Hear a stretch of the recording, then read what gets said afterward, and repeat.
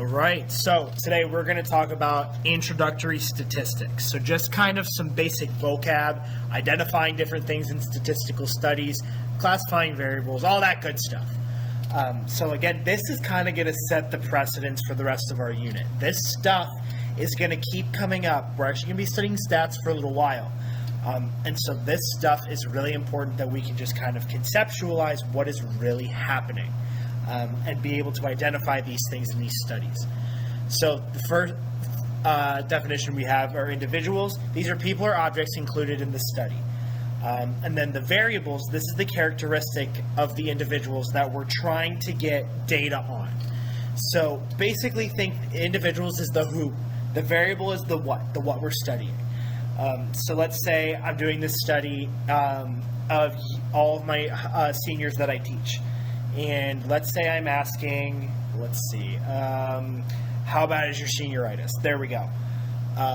The individuals is you all. It's all of, again, seniors, my high school seniors. And then the variable is how bad is the senioritis? How bad is that? Kind of just figuring that out. Variables we classify two different ways, quantitative and categorical. Quantitative, think it's a number. You're going to get a number back where addition and all other really operations make sense. Categorical, think it's really just putting it into some kind of category. So there are those two examples. Temperature in Fahrenheit would be quantitative. Categorical would be your state of residency. And then now we have population versus sample. Think population is like the entire pool of possible people. It's really at the heart of why we do statistics. We're trying to figure out things about entire populations. We talked about in class why we don't get a lot of things with populations. Population data, it's expensive. That's really the big thing, it's costly. It's really hard to get data from an entire population because response rates to things like surveys might be so low. Things like that. The sample, that's where these come in. Samples. There are subsets of populations that we study. We send these surveys and get data from samples of populations, and then we do this inferring, all right? We do inference to get this data to try to figure out what we know about populations. But think a sample, if the population's the whole pool, think the sample is really just like some fish in the pool that we're pulling out. Last thing, we have parameters versus statistics. A parameter describes a population. It's a measure on a population. A statistic is a measure on a sample. Think parameter starts with a P, population starts with a P. There we go, PP. Statistic is with a sample SS.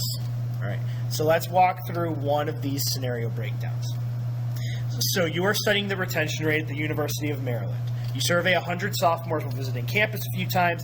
You ask them about three factors: types of classes offered, the average number of credit hours taken per semester in the campus environment. All right, so let's start. Identifying the individuals of this. Well, the individuals, again, is the who we're doing in the study, or who we're surveying in the study. So this would be 100 sophomores. Okay, the 100 sophomores at UMD. Okay, variables. We're studying three different variables. First thing is we have the types of classes offered. Types of classes. Second thing that we have is the average number of credit hours. Okay, credit hours. And then the last one is the campus environment. So those are the three variables that we're studying. All right, so let's classify them as quantitative or categorical.